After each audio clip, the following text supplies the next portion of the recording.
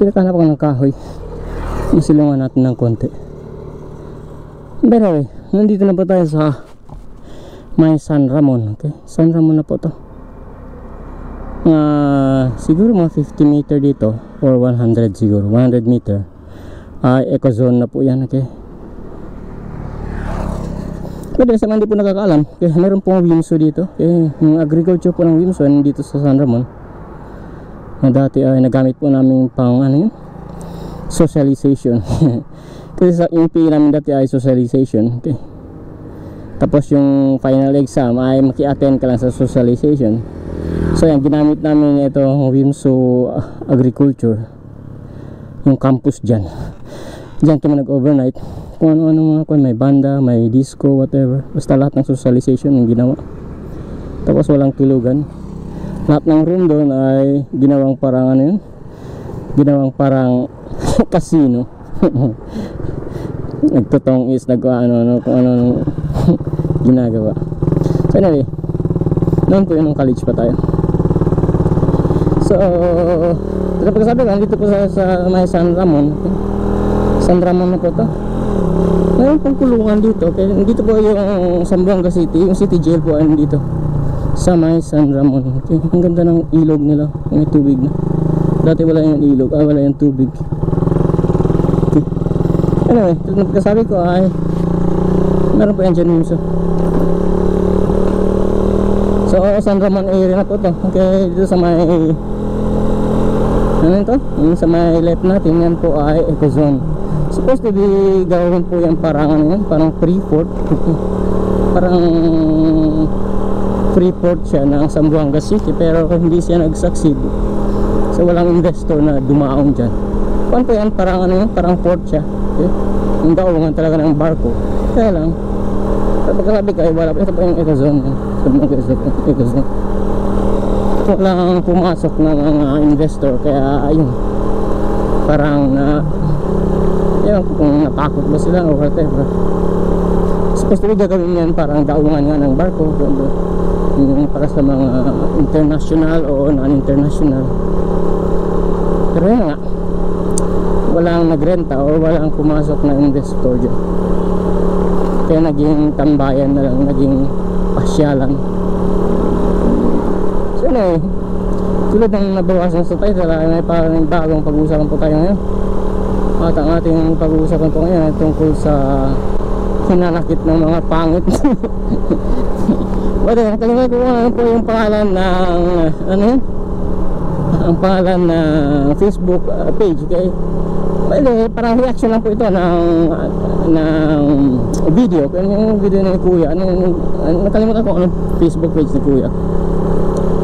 So doon po natin binasa yung video nito, okay? Yung hinanakit nga ng mga pangit. Kasi sa video niya talagang inilabas niya yung mga hinanakit niya sa pagiging pangit niya.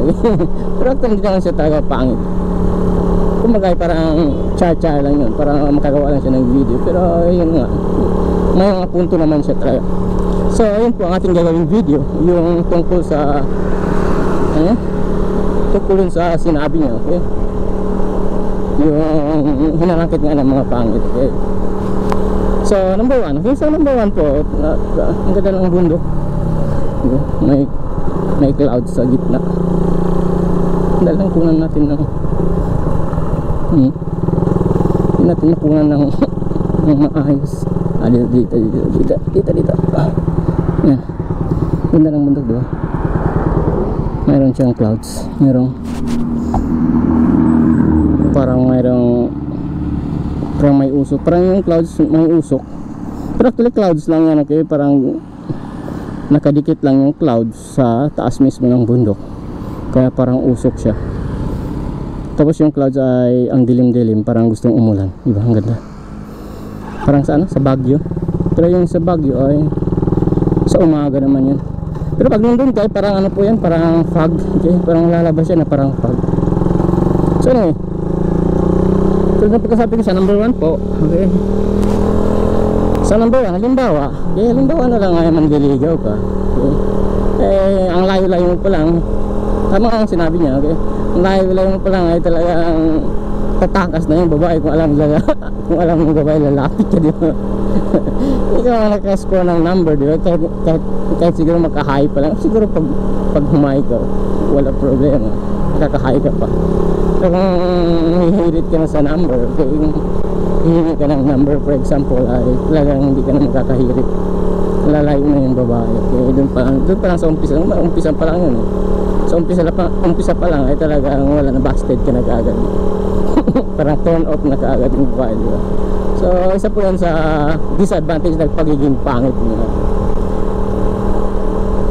Okay, another po, tulad po sabi niya, kung halimbawa gwapo, oo nga naman talaga, kung halimbawa gwapo, isa kindat lang ng gwapo sa babae, eh, talagang siguro kahit hindi manliligaw yung babae, yung lalaki, eh, sasagutin ka agad, di ba? Sasagutin na kaagad kasi nga gwapo.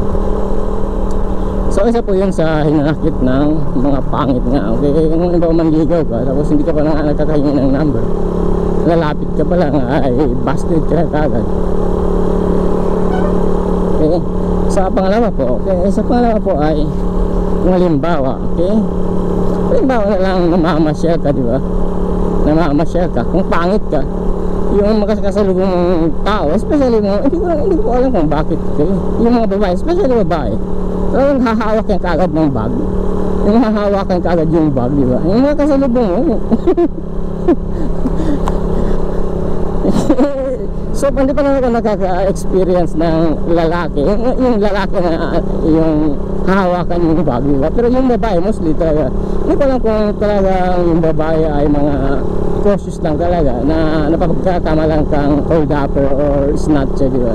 Pero kung pangit ka, halimbawa kung pangit ka ay may kasalubong ka ng babae, talagang hahawakan ka agad yung bag. Parang sinasabi na snatcher ka, di ba? O sinasabi na mukha kang snatcher, kaya hinahawakan yung bag niya. Pero kung halimbawa gwapo yun, kung halimbawa gwapo ka, kahit siguro hawakan mo yung bag niya ay okay lang, di ba?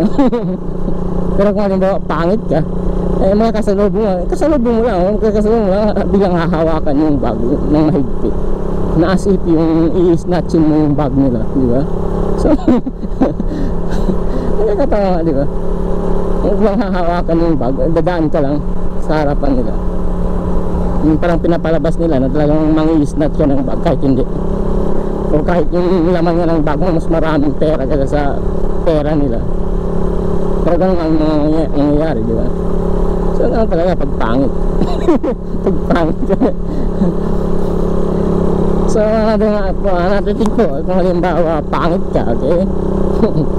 Pero talagang pagkakabi ko sa umpisa, okay, hindi po ito binawasan natin sa ating personal na buhay, okay? Kumbaga cha-cha lang dito kasi hindi naman tayo sobrang pangit or hindi naman tayo pangit talaga, hindi rin tayo masyadong gwapo, okay? Pero sabi ko ay hindi po ito related sa ating buhay, okay?